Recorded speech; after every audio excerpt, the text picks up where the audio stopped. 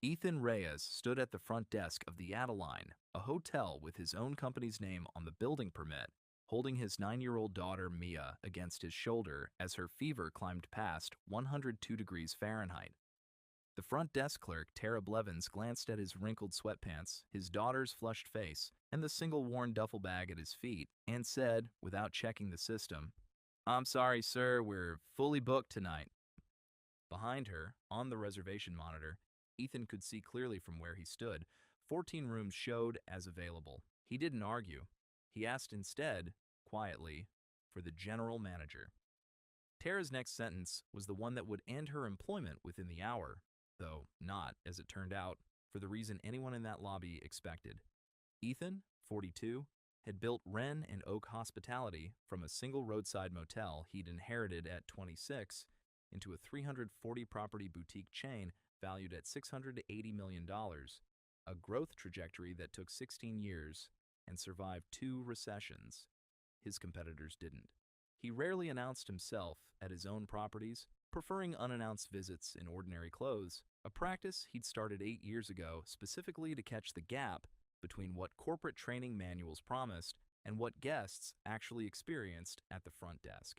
This particular visit wasn't routine. The Adeline was Wren and Oak's newest flagship property, opened exactly 1 year earlier on what would have been his wife Sophia's 40th birthday. She died of complications from a pulmonary embolism 5 years earlier, 11 weeks after Mia was born, and the hotel carried her middle name as its own. Ethan visited on this date every year, alone with Mia, in clothes deliberately unremarkable, to see whether the place built in his wife's memory still reflected the hospitality values she'd insisted on when they were sketching the company's first mission statement on a diner napkin 19 years ago. Tara didn't see any of that history. She saw a tired man in sweatpants holding a sick child at 11:40 p.m., arriving without a reservation confirmation pulled up on his phone, paying with a corporate card that hadn't yet been flagged in the front desk system as an owner account, under a policy quietly circulated 3 months earlier by Regional Director Steve Callahan, never approved by corporate, never written into any employee handbook. Front desk staff had been instructed to exercise discretion with walk-in guests who didn't present as likely to complete their stay without payment issues, a euphemism Tara had learned meant exactly what it sounded like. When Ethan asked evenly whether there was truly no room available, Tara, following a script she'd been drilled on during a mandatory 45-minute training session 6 weeks earlier, suggested, not unkindly but firmly, that there was a shelter 2 miles east that might have more flexible availability tonight. Time seemed to stand still for Ethan, not out of anger at her specifically, but from the sudden sinking recognition that his own hotel, built for his late wife in her name, had just tried to send his feverish daughter to a shelter parking lot at midnight. Ethan didn't raise his voice. He called the general manager directly. A number few front desk staff realized owners kept on personal speed dial. Marcus Delgado, the GM, arrived in the lobby within 6 minutes, still in pajama pants from home, and went visibly pale recognizing Ethan's voice before he even saw his face. "Mr. Reyes, I am so sorry. I didn't know you were—" Ethan cut him off, not with a demand for apology, but with a single sentence that mattered more in that moment than any confrontation. "My daughter has a fever of 102. I need a doctor, not an explanation." The hotel's on-call physician service, a $1.2 million a year guest concierge benefit Ethan had personally insisted on adding to flagship properties 4 years earlier, over his board's objections about cost, had Dr. Anisha Rao in Mia's suite within 22 minutes. The diagnosis: a standard seasonal influenza strain, nothing life-threatening, manageable with fluids and rest. Ethan sat by his daughter's bed until 2 a.m., and for those hours, the humiliation in the lobby mattered less to him than it would the next morning, once he knew for certain Mia would be fine.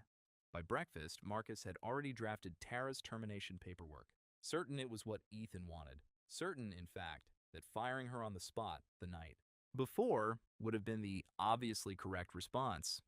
Ethan told him to hold it. "Before I decide anything," he said, "I want to know why a clerk with 2 years of clean reviews suddenly decided to turn away a paying guest with a sick kid. That's not a personality problem. That's a policy problem, and I want to see the policy." Ethan's request pulled a thread that unraveled faster than anyone anticipated. Corporate's guest services database showed 214 documented walk-in denials across 11 properties in Callahan's region over the preceding 14 months, a rate 3 times higher than company average, and, when cross-referenced against guest complaint records, a disproportionate share involved guests arriving without formal reservations, in casual clothing, or paying with less conventional payment methods.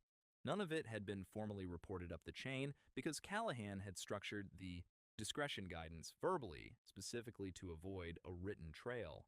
Tara, called into a meeting she assumed would end her employment, arrived with her termination letter already anticipated and a folder of her own. 6 weeks of training materials distributed by Callahan's office, time-stamped emails showing her raising concerns twice about the policy's fairness, and a note revealing she was a single mother herself, working 50 hours a week across 2 jobs, supporting a 4-year-old son alone after her own partner left 18 months earlier. She hadn't agreed with the policy. She'd followed it because Callahan had explicitly tied continued employment to adherence to regional discretion standards in a performance review 2 months prior. Ethan terminated Steve Callahan that same afternoon, not Tara, a decision that surprised the executive team more than it surprised Tara herself, who had quietly hoped, without daring to say so, that someone above her might eventually ask the right question.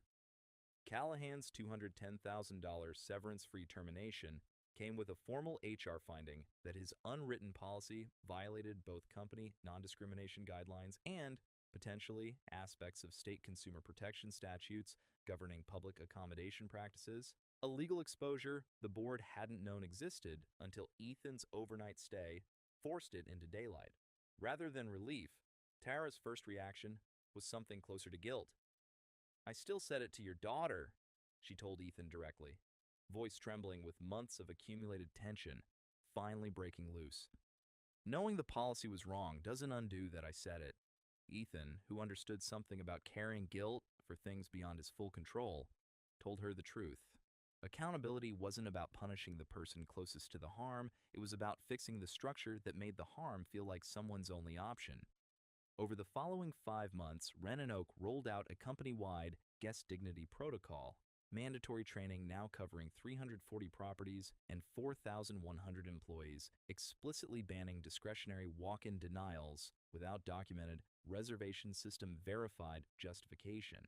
The company also established an anonymous reporting channel for staff pressured into undocumented policy shortcuts, a direct response to how long Callahan's directive had operated unreported despite Tara's 2 flagged concerns.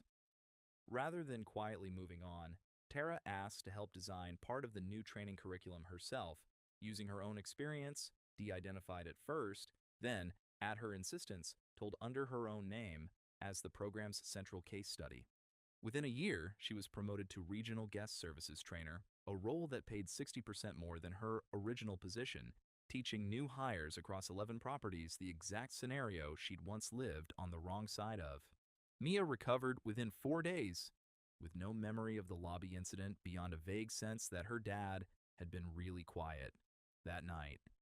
Ethan kept a small unmarked plaque behind the front desk at the Adeline, visible only to staff, not guests, inscribed with the sentence Sophia had written on that diner napkin 19 years earlier: "Nobody should have to prove they deserve a room."